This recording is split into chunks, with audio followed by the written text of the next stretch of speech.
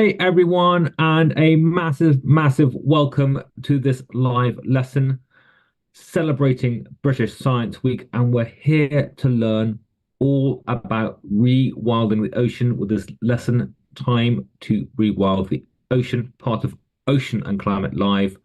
And it's my great delight to welcome Ben and Mara to this live lesson. Hi, Ben and Mara, how are you? Very good. Thanks for having us. Fantastic. We've got a couple of shout outs. So we've got to Amaya, who's amazing and written a couple of books about helping the environment and nature. And we've also got a big shout out to Penthorpe School in Rudgwick. So hi everyone there. And hello to all the students watching. It's great to have you with us. What we're going to do today is we're going to do a few things. And Ben and Mara are going to take us up virtually to Scotland, to the Isle of Arran, where they've been working, and we look at what kind of impact human activity can have on the ocean. We're then going to find out about how rewilding works in terms of the seabed around the UK with a focus on Arran.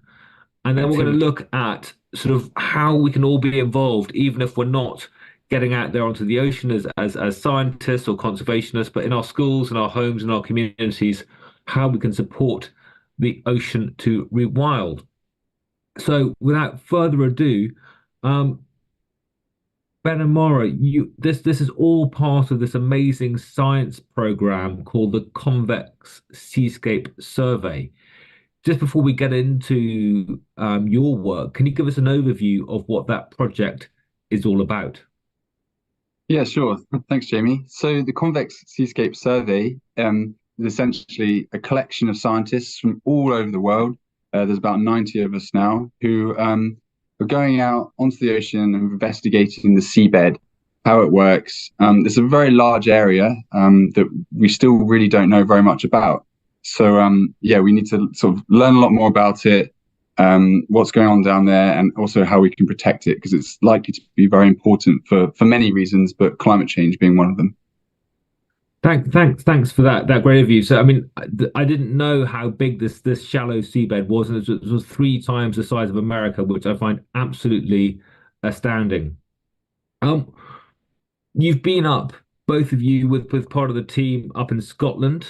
I think last year, and going back up soon. Is that right? Or Yeah, 2 weeks time, Yeah. just for a week this time. Yeah, yeah, we fantastic. last go back. And just explain exactly sort of where Aaron is, where you've been doing this field work. I know we've got some Scottish schools dialed in, but for those who are not familiar, whereabouts are we talking about? Yeah, so we went to an island called the Isle of Arran, which is on the west coast of Scotland. So we've got lots and lots of islands on the west coast, and Arran is, I think, one of the most southern ones. It's a really beautiful island. We've got some really amazing wildlife there. I think we saw some eagles. And when we were out on the boat, we saw some dolphins and even some whales. So yeah, really amazing place. Sounds fantastic, sounds beautiful, but I imagine there was probably a little bit of science work involved, or a lot of science work involved as well. If I sort of recall sort of field work, what was it like? What were the days like? What kind of things were you up to? Yeah, so yeah, we had a kind of a very wide range of conditions while we were up there. So we were out on the boat every day from sort of dawn till dusk, long days, deploying lots of different types of scientific equipment. So a lot of the time we'd scuba dive for our work, but in Arran it's slightly different, and it's quite deep up there. It's quite dark and cold, so we deploy scientific equipment to do our work for us, so we don't have to get in ourselves. And so that involves a lot of time on the boat, on the surface. Sometimes it'd be beautiful weather. We'd see all the dolphins, as Mara said. We'd see even whales, things like that, and getting a nice suntan. And other days, Scotland's very variable, so we'd have thunderstorms rolling through and big swells, trying not to be seasick and all those kind of things. So yeah, either way, it's a lot of fun. And if I remember, you used something called an ROV, and I think we've got a picture of one. That's so you don't have to get cold and wet and going scuba diving. Is that right? Yeah, and actually we worked at quite deep depth as well. So some of the places we're trying to look at were about 100 meters deep. So that's way too deep to go and scuba dive. So we needed all of that equipment to really be able to see what was on the seabed that deep. Yeah, and the ROV is essentially, if anyone at home's got like a drone that you'd fly around, it's like that, but underwater basically. So you can film the seabed and film all the stuff down there in real time. So you can look at that on a screen, and it's like you're down there really. And we've got some great video from up and around Arran, and it looks it looks quite spectacular. I sort of thought that it would be very sandy and quite barren, but there's amazing picture of this sort of pink fuzz, for want of a better term, with this little sort of anemone type thing in the middle. What's that? What are we seeing there? Yeah, that's right. So the seabed around Arran is amazing, really. There's so much life down there. So when we stick this ROV in, we're expecting to see mud and sand and things like that. And we do see that in certain areas, but in other areas, it's an amazing array of life, that all these weird and wonderful creatures that you'd never expect to see. So yeah, that anemone that you mentioned in that video is actually, it looks just like an anemone, but it's actually a cut coral. So we normally think of corals as existing in tropical areas, like these big coral reefs, but we also have our own here in the UK that are cold water corals. So it's really, really cool to see. It's got those tentacles there that are essentially sort of moving around in the water, trying to catch food to eat. And then all around that pink fuzz that you mentioned, really, really strangely. So it looks like it's kind of just, it doesn't look like much really. It looks like some kind of seaweed or something like that. But all of that is actually a type of animal. It's called a bryozoan. And they're colonial animals. So if you got really, really close up and had a look properly under a microscope, or even with your eye, you can see it.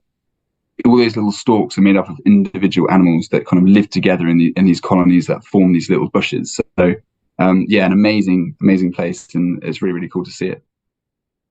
So it sounds absolutely beautiful, Ben. There's a lot of the sea around. I mean, we use the sea a lot around the UK, and there's one sort of human impact in particular that I know we've been talking about that affecting the seabed, and that's trawling.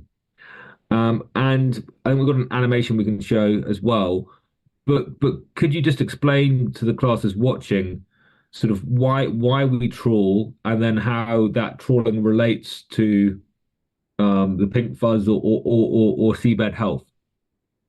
Yeah, sure. So trawling is essentially a form of fishing, and it's a very efficient form of fishing. So what we do is we'll send down a net off the back of a boat, or even maybe two boats that tug along a net along the sea floor, and this essentially just pulls up everything that's living there. So we're after the fish, but as it comes along the sea floor, it basically pulls up everything else there. So that might be this kind of pink fuzz that we've been talking about. It might be the corals. It might be or a whole range of different organisms that we're not actually targeting, but we're catching them by accident, and this can create quite a lot of problems for the seabed. An analogy that people often use is like taking a bulldozer into a forest, just to catch birds, for example. So you're trying to catch a certain type of bird, but instead of going out with a net and catching one bird, you're going with a bulldozer and essentially chopping down the whole forest just to do that. So it's a very, very efficient way of catching fish, but it's also quite an environmentally damaging way of catching fish. Yeah, and I mean, it sounds that sort of animation that you shared was it sounds really bad, but I think you've also got some footage of what the seabed looks like after that's happened. I mean, you've seen this yourself. I mean, how does it make you sort of, what's it like seeing this in comparison to a healthy seabed? Yeah, it makes me feel really sad to see that, especially if you've just been looking at this amazing seabed full of life just beforehand. And when we were up in Scotland and we were driving the ROV down onto the seabed, we would see seabeds that looked like this, just completely bare of any life. And it just, it made me think it happens so fast, because these animals and these communities grow for hundreds of years, and then it just really takes an hour to make them look like that. So it makes me feel quite sad. So hundreds of years and then an hour just all gone. Thank you both very much for sharing this section. Just to end this section of the live lesson, we've got a poll which is in the interaction app to the side of your screen, to the side of the video. You may need to minimize your video, use the second screen to see it. Just take a time as a class to reflect on what you've just learnt, share emotions, and just do pop up in the next minute or so some reactions to how you felt and how the class felt seeing that video. You can vote as many times as you like, and we'll be back with you to look at some hope next.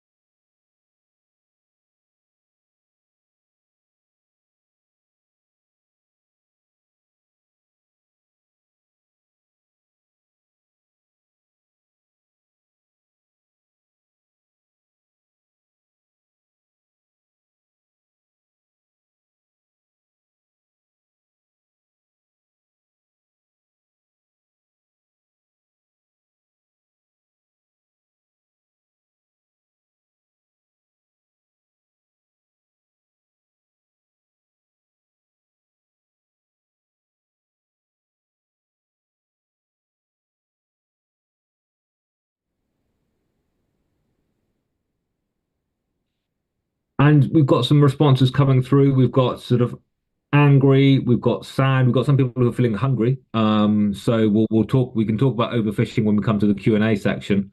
I think there are already some great questions about that. But there's a lot of sadness going on. And I think in this next section, Ben and Mara, you're going to tell us that we don't need, there is a way out of this, that we don't have to be sad. We can take action, and there are ways that we can do that. And the way that we're going to do that is you've got some sort of seabed unsung heroes, some superheroes they're going to talk to us about. Classes, you've got a sheet with these six unsung heroes of the seabed, six awesome animals which you may not have come across. So do have your student sheet ready. What we're going to do is we'll go through each of those. We'll go through three of them, and the first three have a particular kind of job, and then we'll talk through a video about those as well. And then the second three have another kind of job, and we'll see a video of those in action too. So if you're just ready as a class, Ben and Mara, let's go through these animals one by one. We'll learn a bit about them and how they help to turn, I think, that fairly devastating last video you shared with us back into that healthier video, sort of like image of the seabed. So I think we've got ragworms up first. Mm. Ragworms look fairly horrible, do an awesome job. Tell us more. Yeah, so ragworms are usually some of the first animals that can come back after there's been some big disturbance to the seabed. So if there's been lots of trawling, the seabed might be quite dead. Lots of the animals that were living in there might not be there anymore. But these ragworms are able to live there despite that. So they feed on basically anything they can come across. They're part of a group called polychaetes, and that means that they have lots of hair. So you can see on the picture all these little bristles. That's where they get their name from. And you said they don't look very nice, but I think they can actually be quite beautiful because they can change their color. So part of their scientific name is diversicolor, and that means that they get that name from being able to change their color, so they can turn into this really bright green, which I think is really pretty. And what job do they do? They've got this. Obviously, being an unfussy eater is really important when you're sort of you're first back on the scene after that disturbance. But how do they help the seabed sort of like develop into something healthy? Yeah, so they have a lot of sort of different roles. One of the roles is being there in the first place. It means they provide food for other animals, so that's really, really helpful. And they kind of create these burrows as well. So they kind of work the seabed and create habitat as well for other smaller animals that might use those burrows for their homes. So yeah, they have sort of multiple different things that they're doing to help restore the habitat for other things to come in later on. Amazing. Thanks so much, both. We got a couple of shells coming up next. I think the first one we've got is a flame shell, which looks alien and awesome and wonderful. You sort of see shells sort of like on the beach, but they look so cool when they're alive. Yeah, yeah, Yeah, they almost look more like an anemone. yeah, But they are shells, and they can form these really amazing, almost like reefs. So they grow, lots of these flame shells grow in one area. What did we read earlier? 100 million So in Scotland, yeah, there's a bed of 100 million flame shells up there. So they can create these massive mats, sort of harder mats that essentially create their own habitat in their own right. So really, really yeah, really kind of helpful organism to restore the habitat. And creating these reefs, but they you what do they do to the mud? Because we're on mud, sandy mud here, the sediment. Do they help to sort of stabilize that at all? Yeah, that's exactly right. Yeah, yeah. So that mud might be quite difficult for other organisms to live on if they're not a worm or something like that that prefer the mud. You know, other things like to have a harder bottom that they want to grow off, and so these shells can literally provide that surface that other organisms then can grow off. Yeah, and so a lot of different organisms that build shells can do that. So we've also got a turret snail, which is one of these other kind of unsung heroes that will come back in very, very high numbers. And so they can also create this harder sort of seabed that other things can grow off. Once they live and they die and the shells then break up, it turns that mud from this kind of very soft sort of goop into something much more consolidated, much harder, so other things can then grow out of that. Brilliant, thank you. So we've got the unfussy ragworm, the reef building flame shell, and this is sort of like the self-sacrificing turret snail, which seems to sort of the shell sort of making this harder pack, which is amazing to think about how this sort of slowly building towards. I think we've got a video now. I think we've got, in fact, another shell, a queen scallop. But there's other things you can see on the seabed just to bring what you've been talking about to life. Yeah, yeah. So here we've got a fish, which is a flatfish called a sole. And these are really funny looking fish, I find, because they have both of their eyes on the same side of their body. So when they start growing, one of their eyes actually moves across their body to move onto the other side. And they live on the seafloor. So you can see it moving along. And there's also a scallop in this video, which looks something like this. So we've got a scallop here. And yeah, yeah, so this video sort of also goes to show that it's sort of revealing that change from this kind of just blank, muddy area where there's nothing really living there. So you can sort of start seeing things happening. So we got, as Mara pointed out, we've got a scallop there. We've got some other smaller animals sort of growing out of the mud, growing out of the sand, and there's lots of little bits of dead shell and everything there as well. So, and also this fish is here too. So we can sort of see this recovery that's slowly starting to happen from this kind of deserty, muddy, not much going on to kind of, yeah, a more interesting seabed here with lots of living things on it. Amazing. Thank you very much. And we've got three more animals, none of which I'd heard of. I mean, these are three sort of awesome animals coming up, which is, I think, just brilliant. I think the first one we've got coming up is a sea squirt. That's right. Yeah. So these guys are really weird. Yeah, that's the kind of common name for them, sea squirts. So they're called a type of tunicate, is what we call them in the science gang. Yeah, and they're a very strange animal actually, because they start off in their lives much more complicated than they end up. So think of normal animals sort of just kind of having their body shape when they're young and then just getting bigger like a human being. These go through lots of different stages in their lives, and they start out actually kind of having a backbone like we do, and they look a little bit like a tadpole, so they can swim around. But then once they settle on some harder sort of substrate, like how we were talking before, need that kind of hard pack for things to settle on. If they have that available, they'll settle down, they'll fix themselves to the seabed, and then their whole bodies will change, and they'll turn out eventually like something like this, which just kind of looks like a funny tube. But yeah, they're a really interesting and strange animal. They are, in fact, animals, even though they don't look like they are. And those holes that you see on the end there, they're called siphons. And essentially what those are for is they're pumping water in and out through their bodies all the time. And that allows them to collect tiny little animals in the water column that they feed on. And so is that just creating a sort of more sort of like food, cleaning the water? How are they helping to rewild the ocean? Absolutely, yeah. So they're kind of, as I said, yeah, they're kind of filtering the water. So they're changing what's actually in the water itself.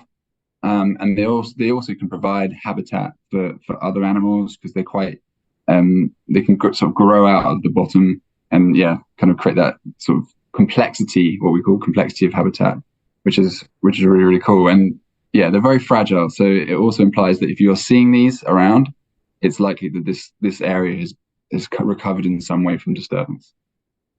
Brilliant. And then we've got a sea pen, I think. Is that right? Yes. Yes. You can see where it might get its name from. Yeah. It looks a bit like an old-fashioned quill.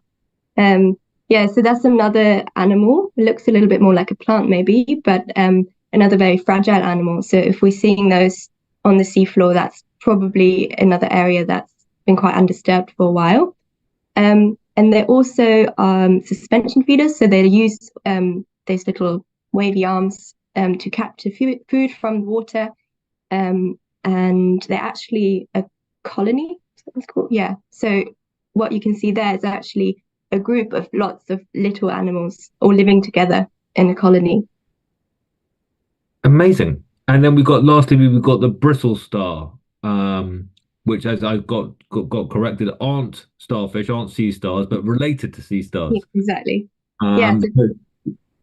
Sorry. Yeah, brittle stars are really cool animals. They can bury themselves in the mud or the sediment as well, and then they just stick out their arms and wave them around, and that's how they get food. That's how they capture food. They might get chomped on by a fish as well, but that's okay because they can just grow back their legs or their arms. So I think that's a really cool fact about brittle stars. But you can get these huge brittle star beds. I think we might have some footage of that later on as well, but where they just completely cover the seafloor and it looks really beautiful. And just before, I think we do have some video coming up, but just before that, sort of what are these sort of three types of animals together, the sea squirts, the sea pens, and the brittle stars, what do they do? We've got the sort of hard pack sort of forming of the mud into something that's where more life can grow. What is this next set of animals? How are they helping? Yeah, so they're basically what we describe as kind of further along an ecological succession. And so eventually what we'd get is a really, really high diversity of all these different animals living together in a community. And that's what we call like this kind of pinnacle of ecological succession. So that's what a healthy ecosystem looks like.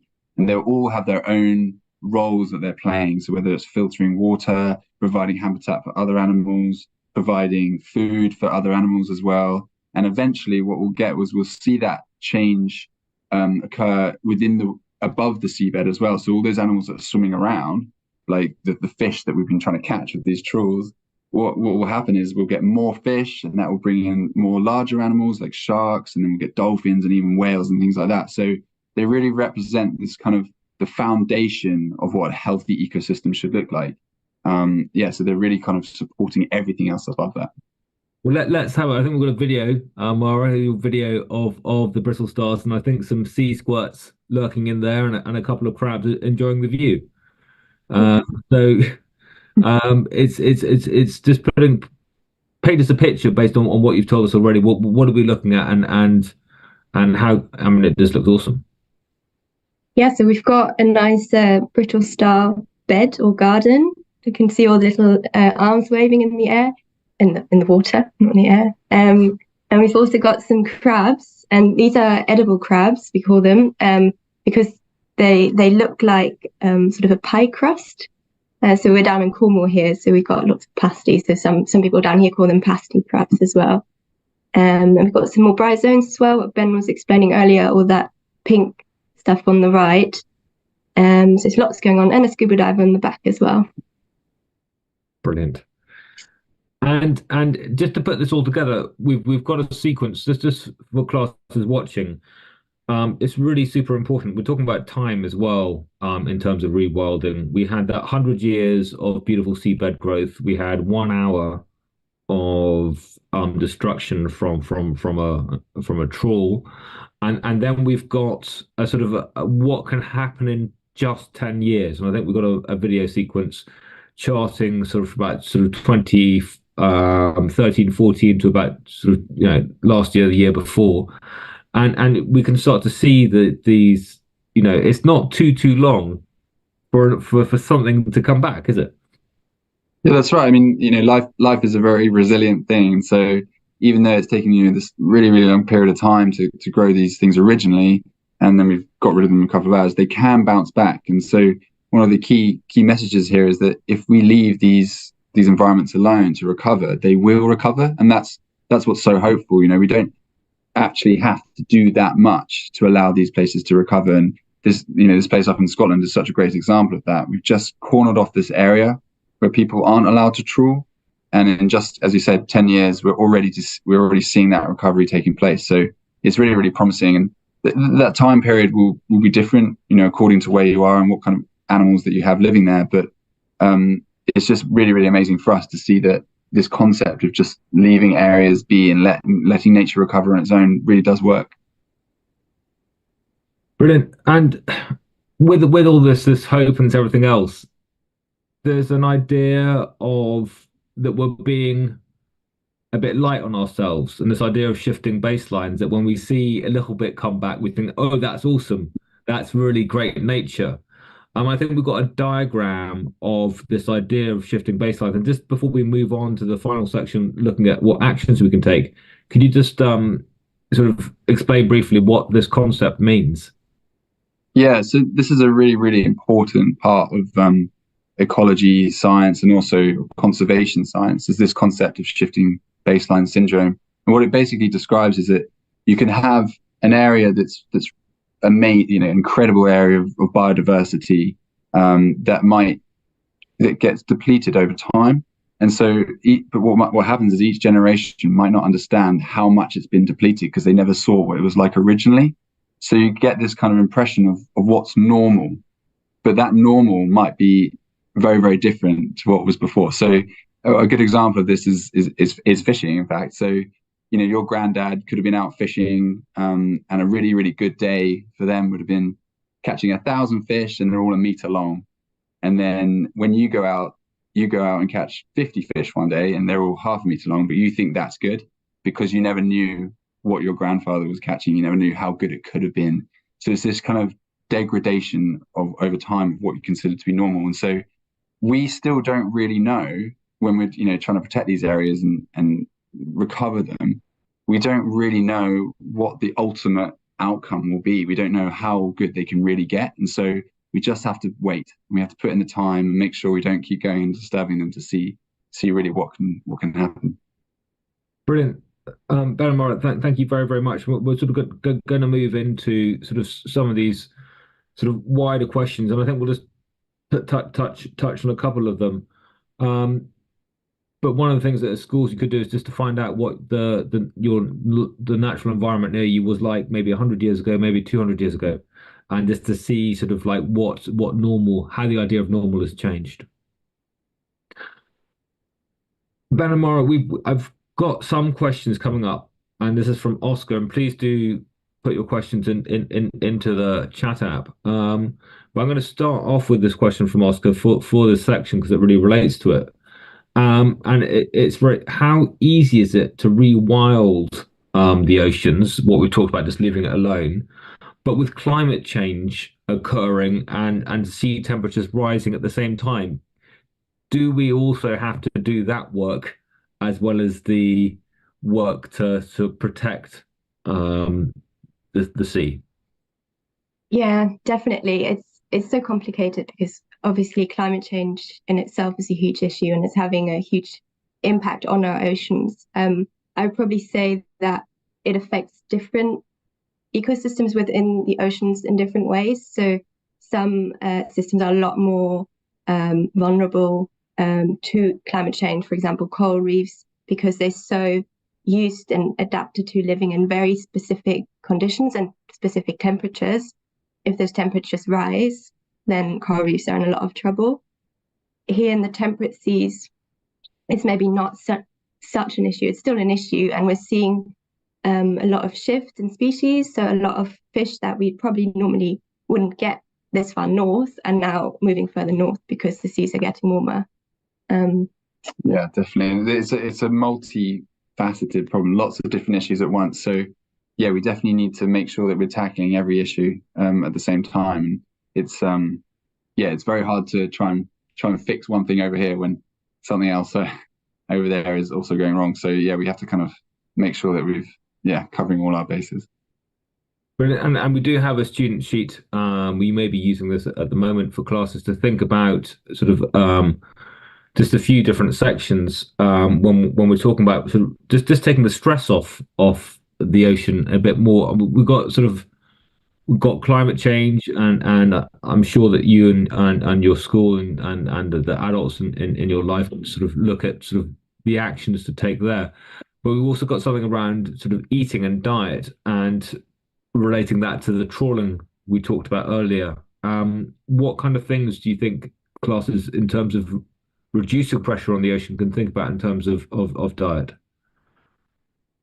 Yeah, I mean, it's a difficult one because everybody needs to eat. So it's quite a tricky one, but there's definitely lots of things you can do. So as we spoke before, one of the ways in which you can catch fish is through trawling, but there's other ways in which fish can be caught as well, which is much less damaging to the environment. And you can actually find out quite easily what where your fish has been caught and so how it's been caught and things like that. So if you can find a kind of less damaging practice of the way that your fish was caught, that's definitely a good way to go. It's really good. Also, you can reduce the amount of fish that you eat. It doesn't mean you have to feel bad about eating fish every time, but maybe if you're eating fish every day, think about having one day off. Maybe don't eat fish today. But there's lots of little things you can do, and another big one we mentioned was is communication, right? So talking to other people and again, not necessarily trying to take this burden on yourself, but you can speak to other people, speak to people in your school, your headmasters, even your councils, and young people even putting pressure on in whole governments now to change our practices. So that's a great way to do it as well, to get active and get the message out there. Brilliant, thank you. And the last section that we're sort of looking at is this plastic pollution piece, which I know has been very high up the agenda for a lot of young people, a lot of schools, and rightly so. Is that something you see evidence of when you're doing field work? Maybe not just in Arran, but around the world? Yeah, definitely. We've both worked not just in the UK, but abroad as well, in quite remote places. And even there, even if there's not any humans around for quite a long distance, you still see plastic in the sea and on the beaches, pretty much everywhere now. So that's always quite sad to see. But I feel like there's some progress being made. I think we had single-use plastics banned in the UK fairly recently. So things like that are slowly going to hopefully reduce the plastic that ends up in the oceans as well. Yeah, it's obviously plastics is a really, really big problem and a really widespread problem. But the great thing about it is that it's quite an easy thing to fix. We just, as you said, the single-use ban of single-use plastic bags has been a massive impact in the UK. So we used to walk around, get 20 shopping bags every time you go to the shop, and now that's not the case, and they're done up in the ocean. Now that doesn't happen. So that's a great example of how easy it is just to reduce this problem massively. And Benoit, thank you very much. And just the classes, I mean, I think just take this opportunity now, we're going to give you a couple of minutes just to think about what you've seen so far in terms of the pressure that we've put the ocean under, collectively, and then think about, especially about talking to the adults in your life about what they can do. Whether that's terms changing sort of policies on a school basis in terms of what you eat or plastic or something. And just take this time during this lesson to look at that look at the worksheet, and we'll come back to you in a couple of minutes and we'll go through more of your questions.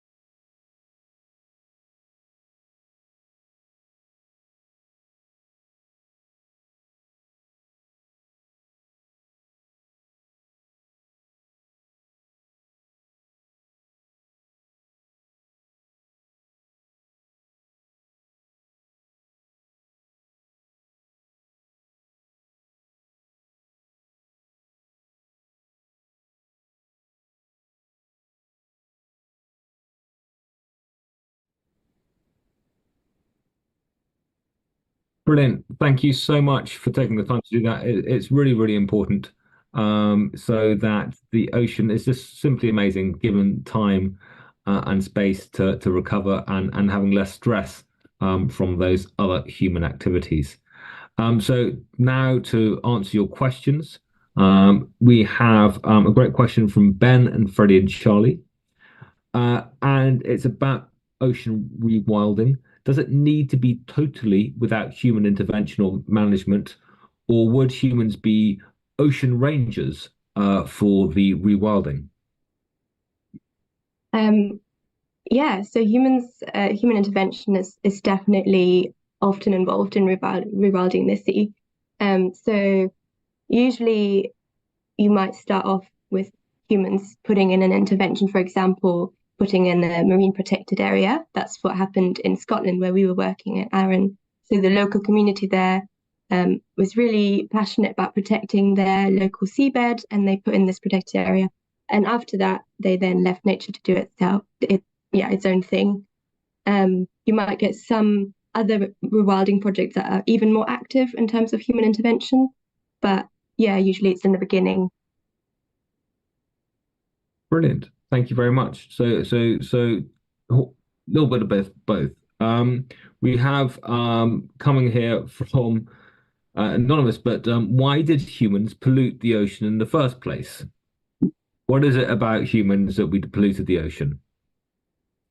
I think I think there used to be this idea that the oceans are just so big and so vast that we can just throw anything in there and it will just sort of absorb it and take it out of sight. And we could just keep doing that forever because they're so vast. And then fairly recently, humans have realized that's not the case. And we see plastic washing up on beaches and lots of pollution, and the ocean does have a limit. So I think that's part of the problem. That's right, and it's it is such a different place. It's not if you go out and pollute your local forest or your local park or whatever, you see it immediately. Whereas the ocean it's so big and it's hard to see what's going on. So that's the other part of it. It might be changing. It's been changing for a really, really long time. We just haven't noticed yet, and it's only till recently that these changes have got so large that it's starting to become more and more obvious. And that's also changed with technology. So when we're sending down these ROVs and things like that, and actually having a look at the seabed for the first time,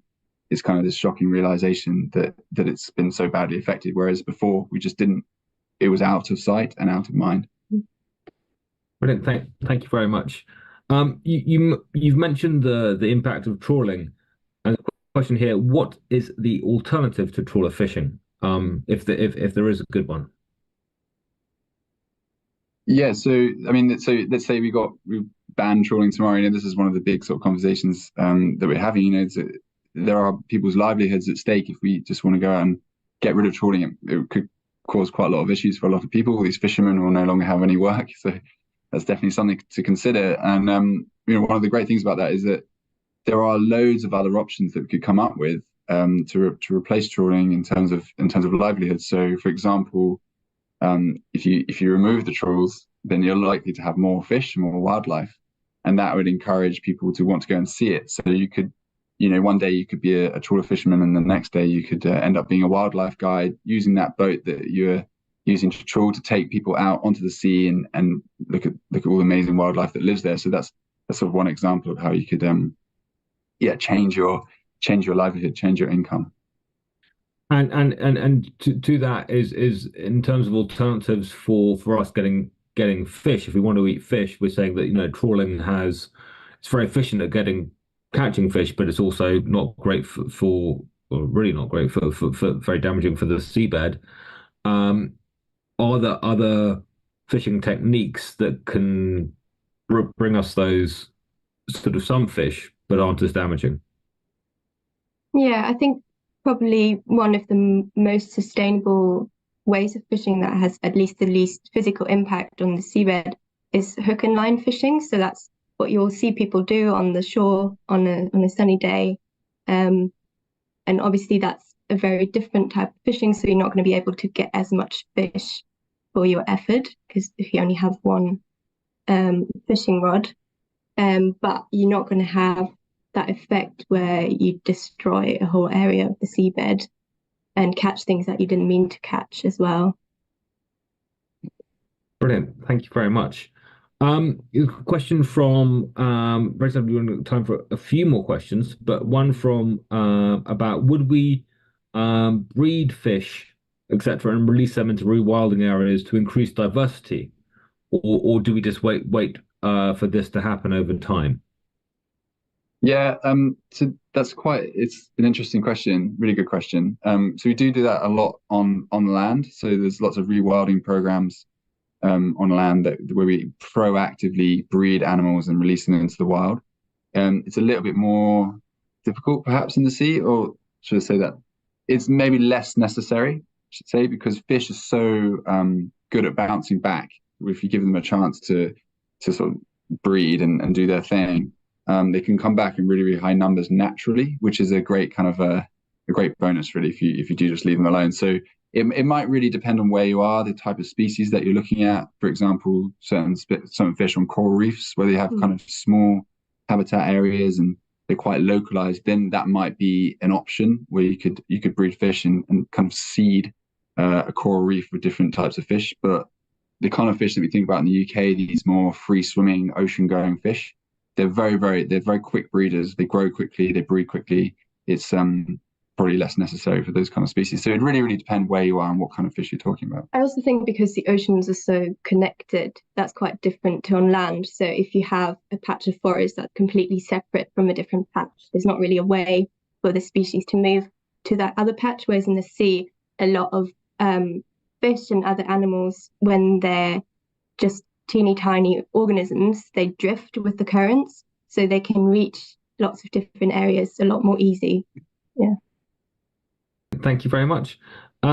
This is two more questions. One is sort of, can swimming affect the seabed? But I think there's wider tourism, but there's also sort of quite a lot on sort of recreational swimming and snorkeling and everything in coral reefs. Isn't it? There's sort of damage from there. Is that the same? Should we go on snorkel safaris in Scotland?